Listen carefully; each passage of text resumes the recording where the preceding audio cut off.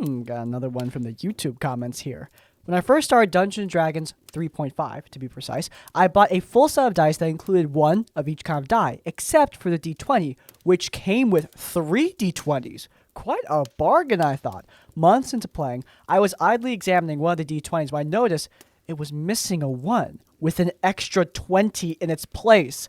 I was horrified at the prospect that I'd been accidentally cheating all this time until I examined the other 2 and realized that one of them had an extra 1 instead of 20, and the third was perfectly normal? And since I had pretty much used all of them interchangeably at the table without any clue, I felt a lot better about it. Honestly, given my luck during some of these sessions, I probably used the dice with 2 1s more often than not. Still, what is the point of that? It's done. My magnum opus.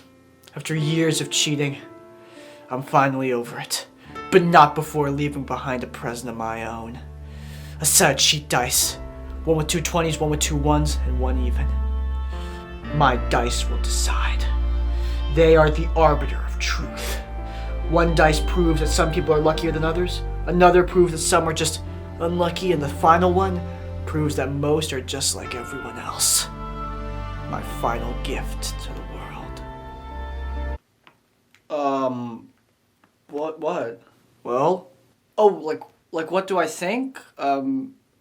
Yeah, that's stupid. Oh, come on! Still felt pretty dumb, though, and immediately retired the 2 offending D20s who are still sitting in dice jail to this day.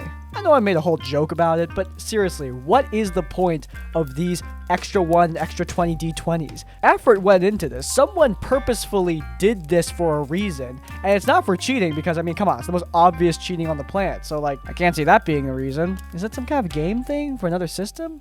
Who knows?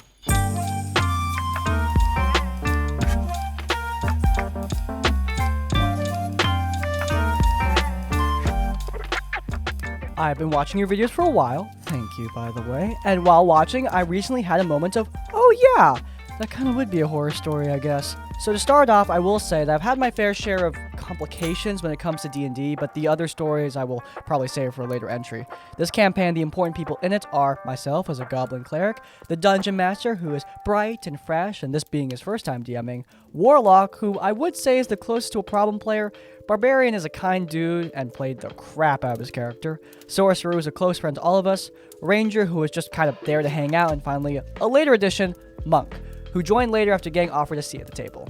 We started off with a group of us wanting to have a campaign after we had time to mull over another campaign that had went over somewhat poorly, and were ready to start again. DM at the time had been wanting to run his own and told everyone that he was going to run a full-blown 5th edition homebrew campaign. All of us were fairly excited, especially Warlock, due to them having been a forever DM for so long. So we all joined and we began to make characters. I decided to make a goblin cleric who was secretly a kleptomaniac, but morally good in her actions. This is where I guess we ran into our first problem in the campaign, and the one that would be the most harming. The DM had never really fully discussed a Session 0, and to be fair, we didn't think we needed one after most of us had played with each other for a long while. By the by, I genuinely think a Session 0 should be less intense. When you have people that you've played with for a while, you don't need to go over every single little thing if you've already done it in a previous campaign, but you should still have something. At the very least, just discuss your characters. Though, oh boy, this would end up causing issues. Though at first, our first couple of sessions actually went fairly well. We started on a dock, heading towards a rainforest continent, after all being offered a job to scour and search for artifacts lost after years left in ruins of abandoned temples.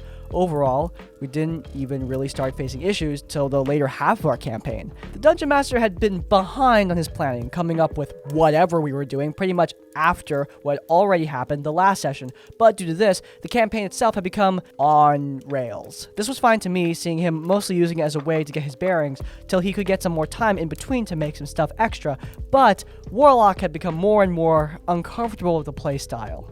He would begin to send messages to other players and also have private one-on-ones with the characters in-game discussing how their goals should come to align with his own of gaining more power. Soon enough, he would come to my character and try to sway her, and overall it felt like listening to Palpatine when it came to his ideas. Why should we listen to our contractor? I think it would be a good idea to not only handle him, but to also look into destroying this place's rule. Dude, I thought we were going to get lunch. What are you? I have always looked at the imperfections of this system and desired to replace it with such perfection as myself. Is anyone else here? Hello? Keep in mind, at the time, we hadn't really learned much about the government of this place, besides it had some definite problems, but things that would be somewhat impossible to fix as a couple of, newbie adventurers. So she declined this guy's offer, and in the background, the warlock simply left her to her devices. Not much happened after a while between a tournament arc and the addition of Monk, who would become an adoptive brother of Barbarian, who both played great character dynamics, mind you.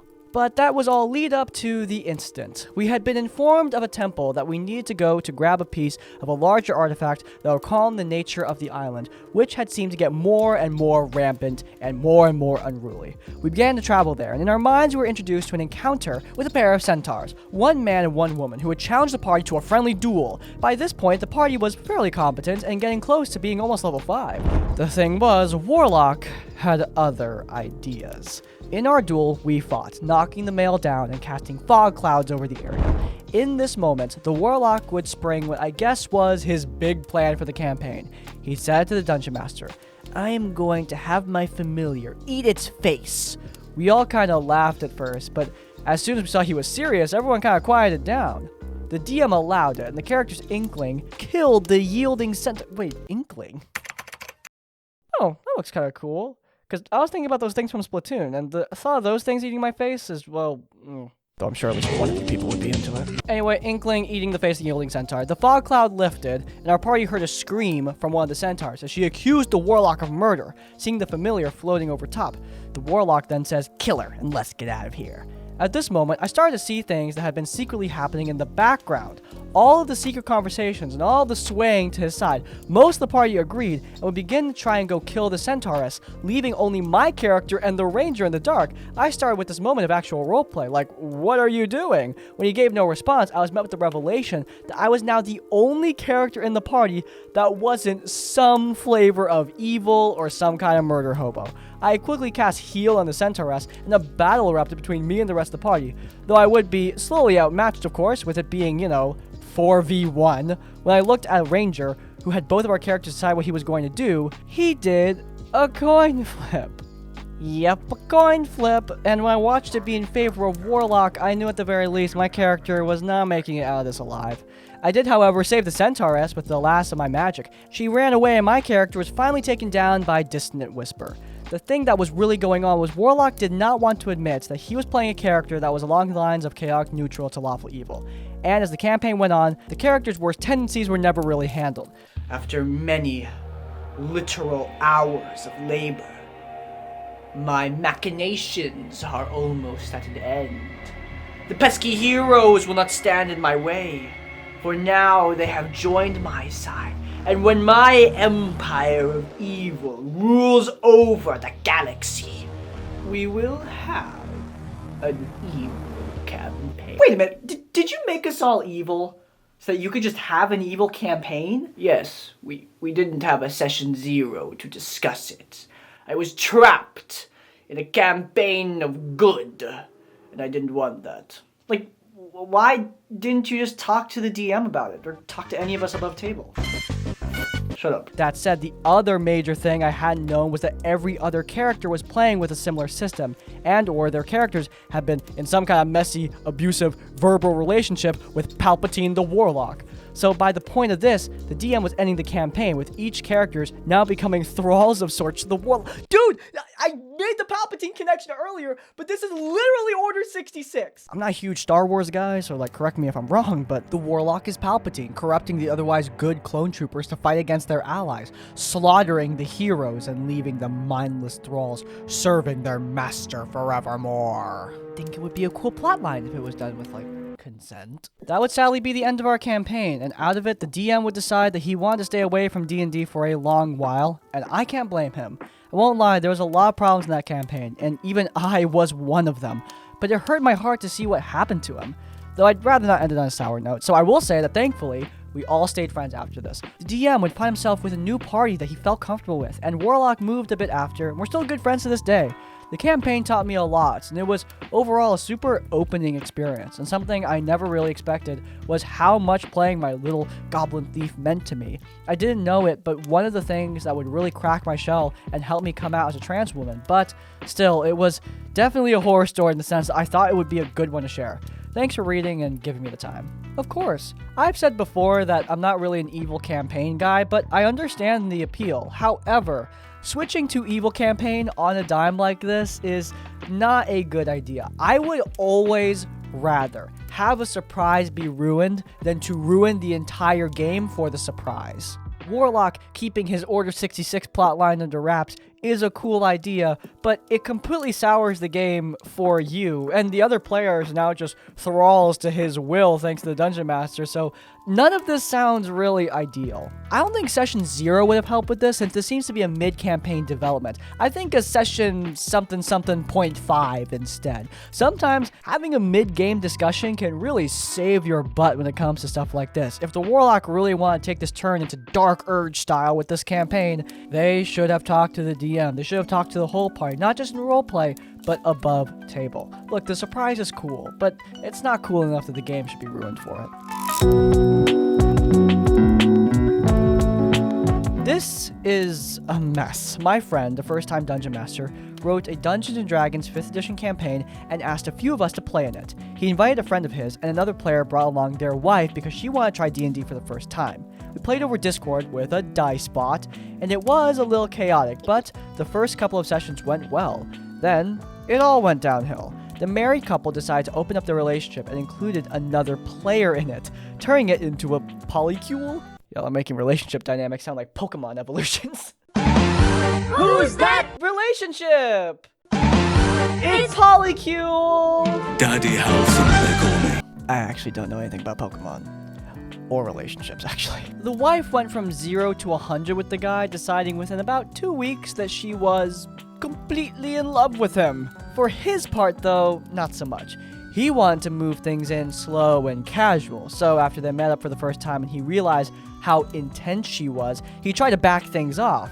Things got really awkward for the rest of us, and I tried not to get involved. The wife started heavily drinking, which made him feel horrible, and the rest of us worried about her health. Eventually, she stopped and things settled a bit, and we decided to continue the Dungeons & Dragons campaign, but her behavior just got worse. She would instigate fights with everyone, claiming that nobody should talk to the Dungeon Master about in-game problems. They should only talk to her about problems with her. Meanwhile, complaining to the Dungeon Master about all of us. Hypocrisy! Thy name is this woman! Anytime she was called out for acting manipulative or toxic, she'd start to woe is me the party and threaten to leave the group. Much of the group would then chase after her to convince her to stay. Nobody even think about going after her. That's what she wants. A few moments later. Y'all are definitely gonna chase after her, aren't you? Yep, definitely. It wasn't me, but many others did. Now, we come to a friend of the Dungeon Master, a shy, quiet guy. I'll admit sometimes during roleplay, we get excited and crosstalk happens, but there's always apologies and insistences for the others to take their turns. Well, this friend decided that the third guy from the polycule was a problem due to being excitable and roleplaying a lot. He to this day claims that because of this player, he can't talk at all in-game, which simply isn't true. The Dungeon Master talked to the player anyway, and he's much better about crosstalk, even muting himself frequently so he doesn't talk over anyone. Then came the dragon. We fought and killed a black dragon. During the kill scene, we accidentally interrupted the wife. Apologies were had, and we asked what she wanted to say, and she kept saying, "It's fine," and refusing to talk, so we moved on. The next day, the friend of the Dungeon Master was in everyone's Dungeon Masters.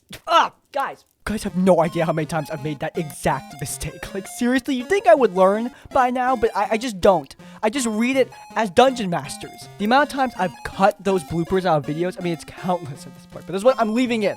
I'm leaving it as a statement to myself, all right? We're not making that mistake anymore. This better not be a flashback I flashback to later. Anyway, yeah, friend of the DM, remember that guy? He was in everyone's messages telling us how he wanted to talk to the dragon, and how he was talked over and accused us of telling him he was ruining the fun if he didn't go along with the group. None of which is true, and most of the group tried to mollify him? Is that a... Oh, it is. It's a word. Huh. That's interesting. Anyway, we were trying to mollify him, and he got blunt. I told him that if he wants to roleplay or wants to do something, then he needs to stop complaining about us and actually speak up once, every now and then. He didn't like that and tried to argue, and I just left the conversation. He went to the Dungeon Master complaining, telling him how bad the session was, and how the party hates him, and how we never let him do anything. He literally never does anything in-game, and literally plays other games instead of paying attention in the session. Then complains that he doesn't know what's happening. Our DM is fed up. He tried to take a day away from the Discord to calm down, and both problem players kept pinging him, trying to force him into a voice chat to fix issues, but he was not having it. He just wanted some time to sort things out before talking to them. But they would not leave him alone. They started reaching out to the rest of us, asking what the DM's problem was. There's something I need to tell you. I know you're trying to monopolize the group's conversations. Well, you're also trying to monopolize all of the group's conversations. Well, at least I'm not trying to pressure my friends into going deeper into my polycule. Going deeper? We're not even like this deep yet. I don't want to know. That's my point. I don't want to know. Look, we try to talk to you. You just never even bother to try and talk yourself. This is exactly what I'm talking about. You never ever shut up. You never know when I'm trying to make this about my polycule anyway. You never take any of my agenda. Okay, guys, can we, get back to playing the game? What'd you say, DM? Are you interrupting me? DM, what'd you just say? What'd you just say? Yeah, say it again! Say it again, DM! What'd you just say? Why are you trying to interrupt us? What are you even saying, DM? What are you doing? Alright, you should be resolving conflict. What'd you say? You're just saying more. Say it again, DM! What are you trying to say? None of us said anything to them. I'm at my wit's end. The DM is talking about ending the campaign, but is worried about ruining the friendship. His friend and him are supposed to become roommates, and the wife has told him that he's the only DM she ever wants to play with. I'm going to start running a game soon to give him a break. Those two are not invited. Look, I am all for DMs solving problems, but these are, for the most part, not problems a DM can just snap their fingers and solve. And also, demanding a DM mediate interpersonal communications now, right now, at the drop of a hat, that's just not the kind of pressure you want to put on a Dungeon Master. Look, we've seen complacent Dungeon Masters who let their group die from a bunch of interpersonal crap, but forcing a DM to act almost like a relationship therapist is just, that's not the play either. You need to collaborate to solve problems, just like you need to collaborate to make your game good. Also, and this is jumping into the what is true dimension, I find often that when people demand problems to be solved now, right now, let's do this here and now, I want you to fix this, they usually want things fixed their way, not for the benefit of the group. Compatibility is a major thing when it comes to D&D and all TTRPGs and all relationship dynamics. From my outside looking in point of view, I'm not seeing that compatibility, and if it's not there, I think the DM is right in letting this group go.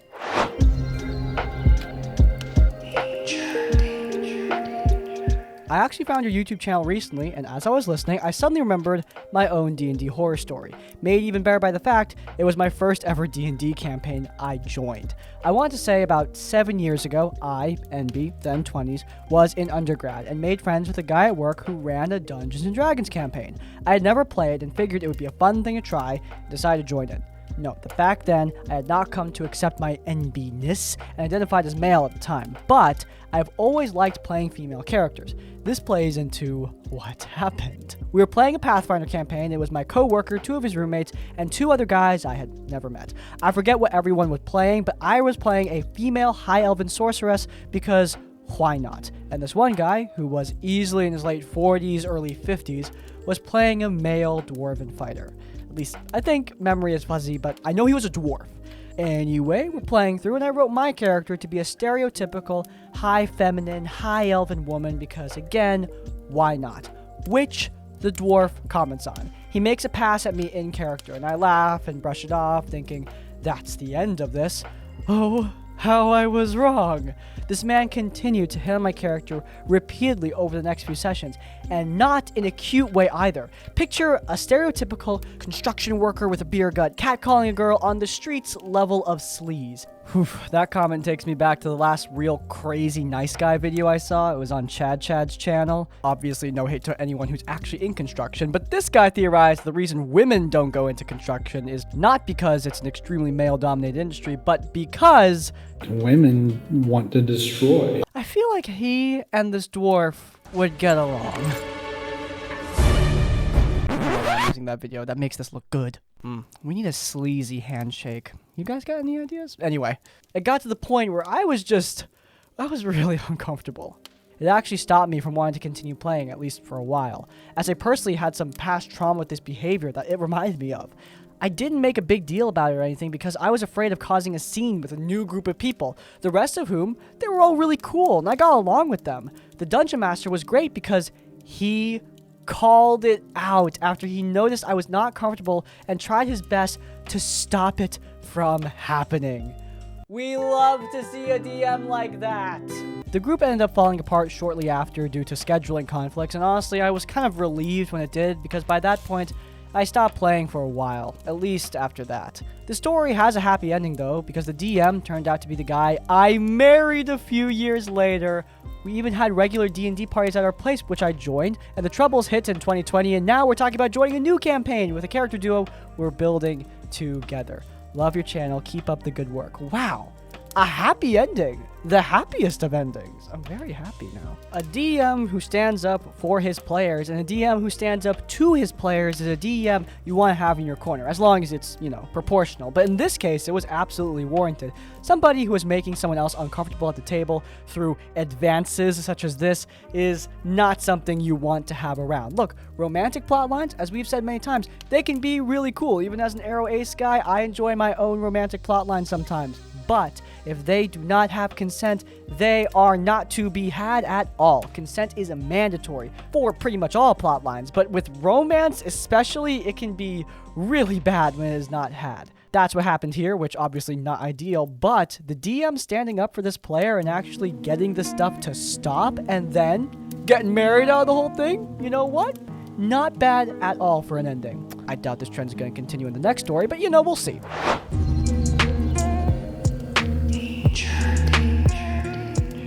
Me and my classmates found out that we all liked Dungeons & Dragons some years ago and discovered that one of us was a dungeon master. We were all so happy, specifically because for half of us, it was our first ever campaign. I had a character idea for a while. Her name was Anne, a succubus who left the hells to find one true love and discover humanity. I made her a pirate, and I had one important NPC. The rest of the crew was to the Dungeon Master to decide, but this one character was really special to me. Let's call him John. John was Anne's captain and her only friend. He saved her when she first arrived in this plane, and he was the closest thing to family that she had. I specifically said to the Dungeon Master that they tried something romantically, even sexually, but they just didn't see each other that way and stayed friends. I even said he just preferred elves, and Anne is not one. Dude, have you seen Legolas? I can see why, bro. By the way, hope you don't mind if I steal this backstory. We've been getting some solid ones in the tavern recently, and this one is not bad at all. Anyway, so after giving my solid backstory to the Dungeon Master, he made a succubus homebrew. Then I asked what class I should make her, and he said that she should be a paladin of Poseidon? I was confused, but I agreed since I didn't know anything. Looking back, it was a weird choice for sure. Yeah, melding Percy Jackson with the first monster he remembered. It's a great idea. What are you talking about? We actually had a session 0, and I asked him not to give us bug enemies since it's a phobia I have. I gave him just that because, some things shouldn't happen ever in a campaign. But apparently not. The campaign starts, and I say, see you later to John, and quests begin. I meet the rest of the party. We end up, some sessions later, partying on a ship, because the organizer wanted to thank us for helping remove some rats. Hey, what's the problem with rats? I think we're great. I mean, a bunch of rats did just chew through my mother's porch couch. I kind of get it now. Of course, there was a lot of alcohol, and since she's a pirate, I made Anne drink a lot. Everything was going perfectly fine until the drink started doing weird stuff. I would breathe fire, see myself in third person, and other magical effects. The drinks were poisoned. I say so to the warlock, and we start to investigate, while Anne is not doing so good with all the magic poison and alcohol in her system. We discovered that this whole party was an excuse for slavers to kidnap all the people attending. There was one problem, though. The bad guys were a lot. There were like 10 people. I mean, if the 10 people are standing in close range, it doesn't matter if there's 10 or 20 fireballs. Oh, you were probably worrying about the other party guests, huh? Yeah, that's a good point. And it was just Anne, the warlock, and the bard, while the other 3 members of the party had no idea what was happening. The bard decides to try and imitate their leader's voice and make them go where the others were, and it actually worked. Half of them followed the bard. And now, to my shock, when the dungeon master described how the others were so attracted to Anne that they start surrounding her and... Oh, this is gonna be bad, isn't it? I never said I wouldn't be okay with intimate stuff, but this is just, it's wrong. Even if Anne was a succubus because she was drunk and this is basically being forced, and all the while the warlock is just there, couldn't do anything. Stuff happens. I actually kill one of the guys leaving and hide his body under the bed, and I don't feel gross about it. What does the DM say to all this? I hope it was okay with you. I just answer with, I guess, because I'm just confused, but I still continue with the game. This horrible thing actually made Anne and the warlock closer.